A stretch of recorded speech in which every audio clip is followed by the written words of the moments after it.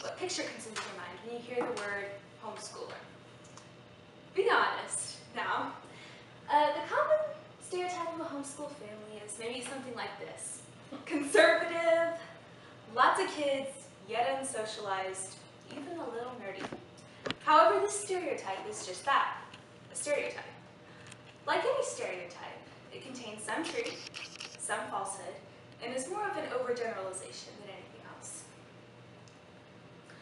So what does the stereotypical nerdy homeschool family have to do with you?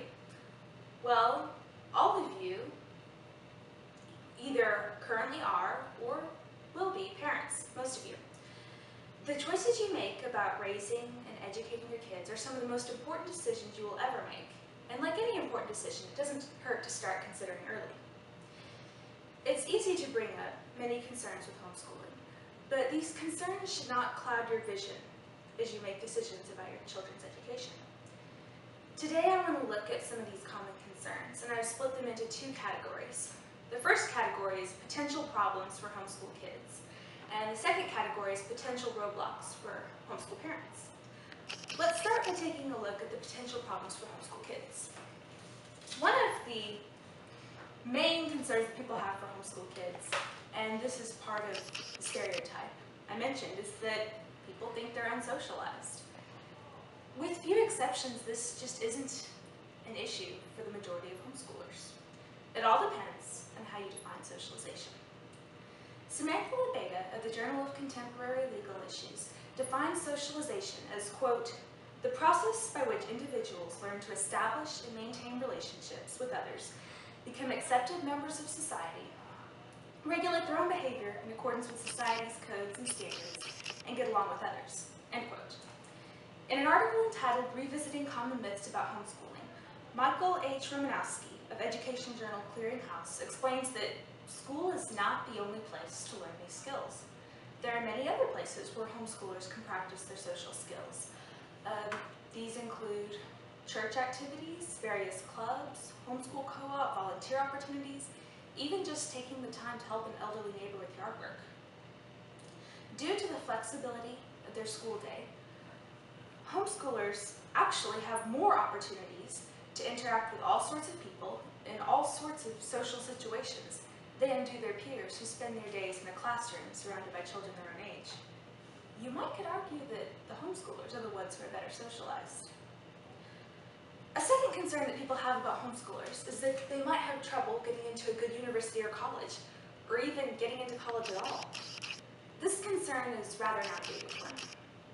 The homeschool movement is a large one, and it's growing all the time. In 2010, the U.S.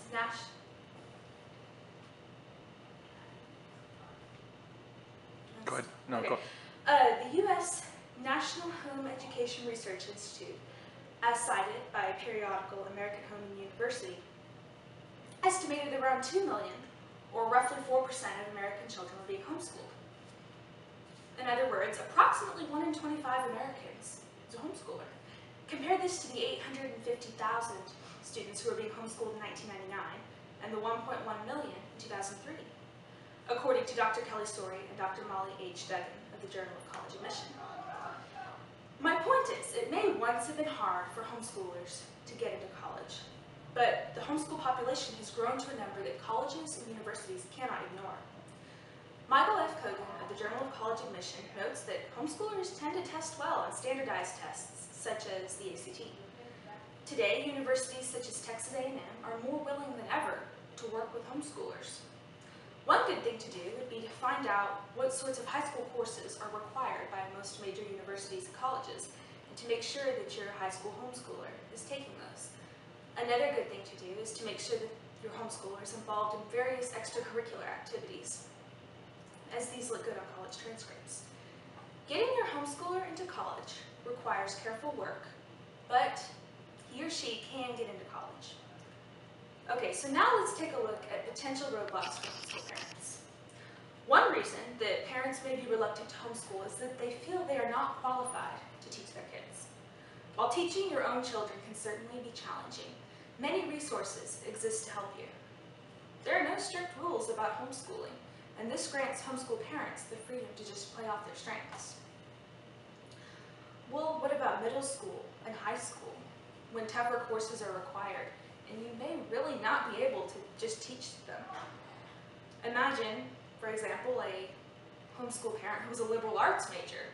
The very idea of teaching chemistry would quell the bravest heart. Even for the tougher classes, there are still many options. You could join a homeschool co-op, where several homeschool families come together, and the mom with an English major maybe teaches high school writing, and the mom with a PhD in chemistry teaches the tougher high school science courses, like biology and chemistry.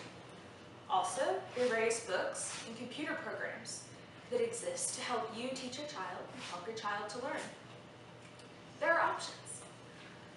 A final concern that families have with homeschooling, and this is probably the most legitimate of them all, is that they feel they simply don't have the time or margin to homeschool their kids.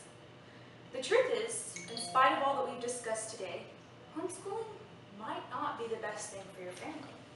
If both parents work, or if the homeschool situation just isn't working out, then maybe homeschooling is not the best option. This is the point where we take a look at our values, because the truth is, we sacrifice time, energy, margin, and money to things that are valuable to us all the time. Our children are valuable. The fact that they are entrusted to us, for us to raise and to influence, is a weighty responsibility indeed. Young children are susceptible to all kinds of influence, and when a young boy or girl turns 5 or 6, the time comes for parents to decide who will be the greatest influencers in that child's life. Will the child's greatest influencers be teachers and other students, or will they be the parents? This is not a decision to be taken lightly. As Abigail Adams so wisely wrote, quote, "The first principles which are instilled take the deepest root," end quote.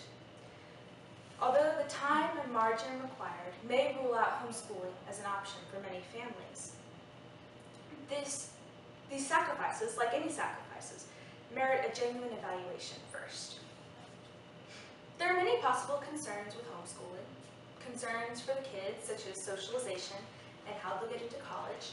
Potential roadblocks for the parents, such as whether they feel qualified to teach their kids or not, and the sacrifices of time and margin required.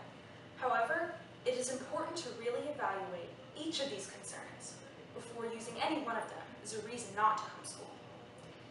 In case you have not yet guessed the shocking truth, I'll enlighten you. I'm a homeschooler. I do come from a big Christian family, and we are a little nerdy sometimes, but that's just homeschool culture. It's not weird, it's different. We grew up in China with plenty of opportunities for socialization, and we have friends on both sides of the waters. Even though I had never sat in a classroom or even taken a real test, I did well on the SAT, and Texas A&M has offered me a full ride starting this fall. My mom taught what she could, and for the courses she couldn't teach, such as algebra and chemistry, I used various computer programs and books. The decision to homeschool was never an easy one for my parents, but upon evaluating their values, they always came to the conclusion that it was the best thing for our family. In the end, homeschooling may not be the best thing for your current or future family, but it is certainly worthy of your consideration.